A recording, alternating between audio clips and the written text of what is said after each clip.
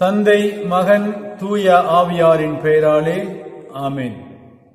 நம் ஆண்டவராகிய இயேசு கிறிஸ்துவின் அருளும் கடவுளின் அன்பும் தூய ஆவியாரின் நட்புறவும் உங்கள் அனைவரோடும் இருப்பதாக. தூய மார்க்கு எழுதிய பரிசுத்த நற்செய்தியிலிருந்து வாசகம்.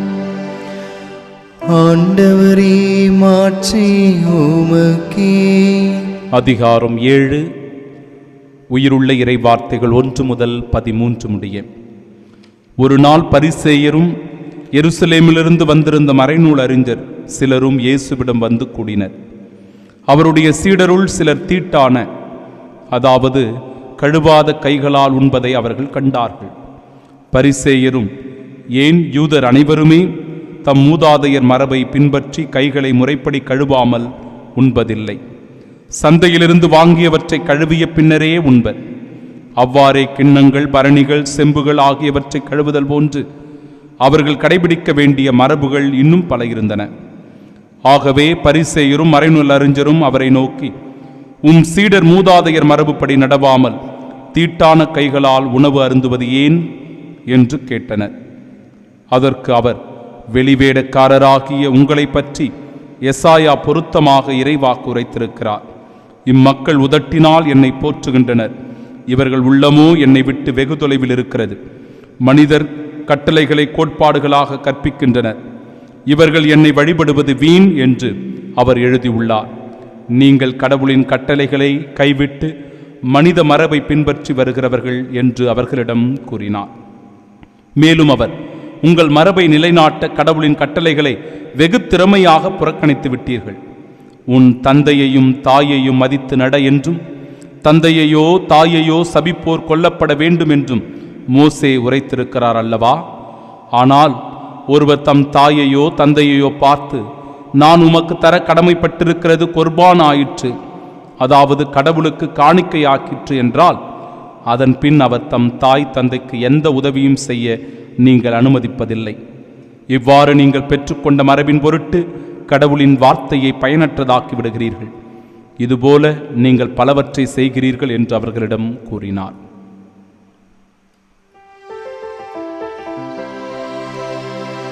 ஆண்டவரின் அருள்வாக்கு. கிறிஸ்துவே, உமக்கு புகழ். இறையேசுவில் அன்பார்ந்த சகோதர சகோதரிகளே, பாண்டிச்சேரிக்கு சென்று அங்குள்ள தூய இருதய ஆண்டவருடைய திருத்தலத்திற்கு சென்றால் அற்புதமாக கலைநயத்தோடு கட்டப்பட்டிருக்கிற அந்த ஆலயத்தினுடைய அழகை நாம் ரசிக்கலாம். அவற்றை பார்த்து பிரமித்து போய் கடவுளை போற்றி புகழலாம். அந்த ஆலயத்தினுடைய முகப்பு பகுதியில் இந்த இறைவார்த்தைகள் பொறிக்கப்பட்டிருக்கிறது. நீங்கள் சென்றீர்கள் என்றால் அதை உற்று நோக்கி படித்து பார்க்கலாம்.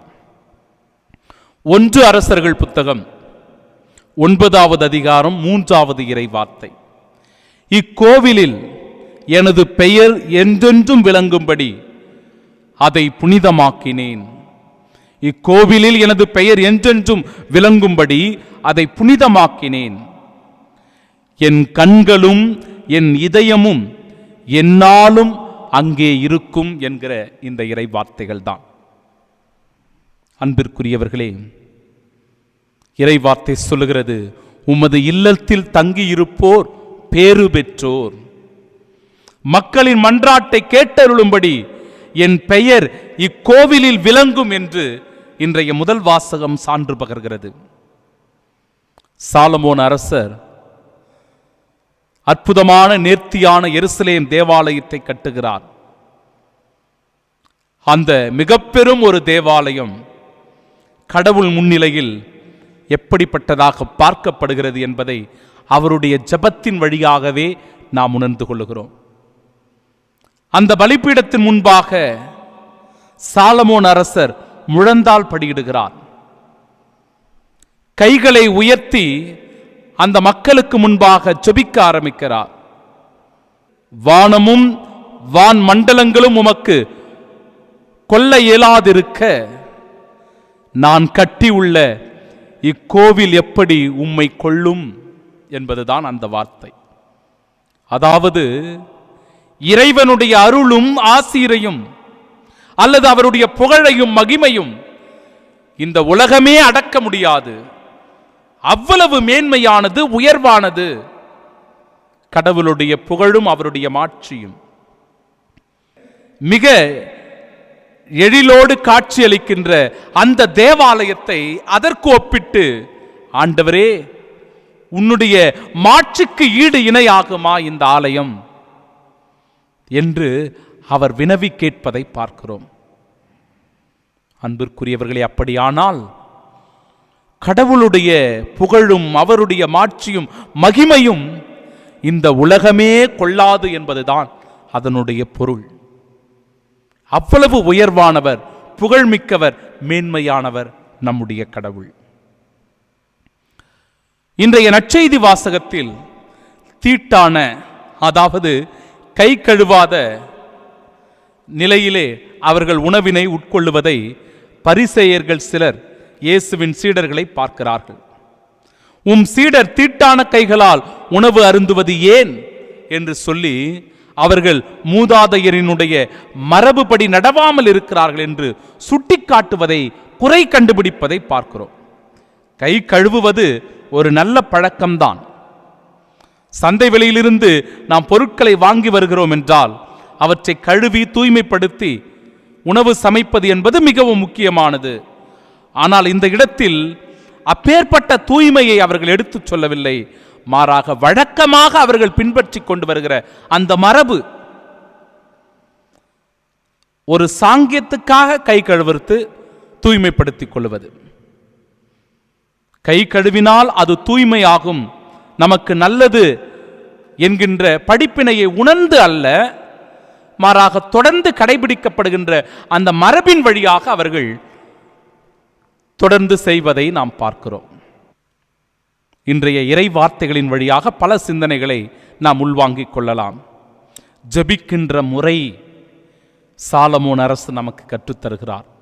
ஆண்டவர் முன்பாக முழந்தால் படியிட்டு கைகளை உயர்த்தி இறைவனை நோக்கி ஜெபிப்பது.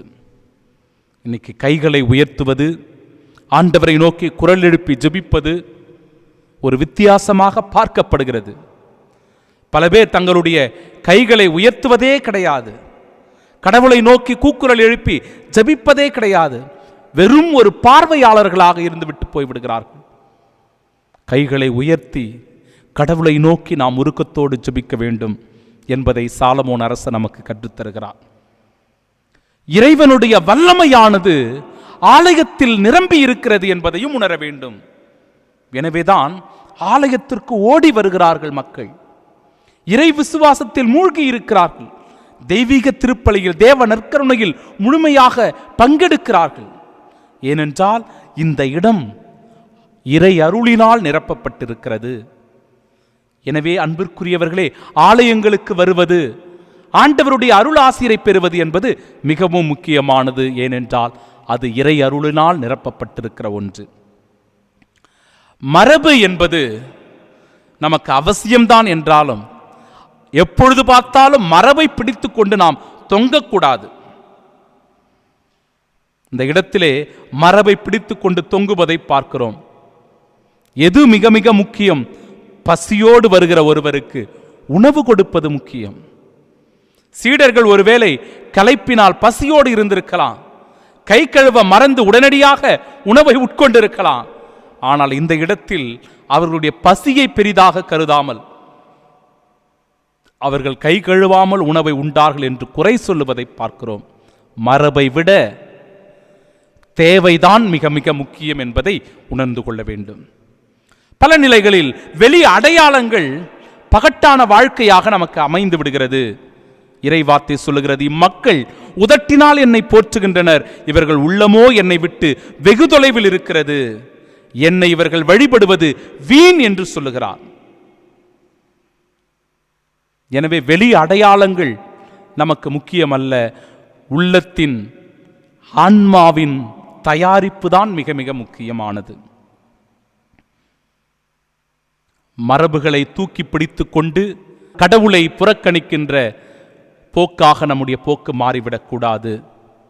எப்பொழுதும் கடவுளுக்கு முக்கியத்துவம் கொடுத்து உடனடியாக தேவையில் இருப்போருக்கு ஓடி உதவி செய்து கடவுளின் அன்பு சீடர்களாய் வாழ இறையாசிரை பெற இந்த திருப்பலியிலே ஜெபிப்போம். ஆமென். பதுவையின் அதிசயமே எங்கள் புனித அந்தோணியாரே, பாரெல்லாம் ஒலிக்கின்றதே உந்தன் புதுமையின் கீதங்களே. பதுவையின் அதிசயமே எங்கள் புனித அந்தோணியாரே, பாரெல்லாம் ஒலிக்கின்றதே உந்தன் புதுமையின் கீதங்களே.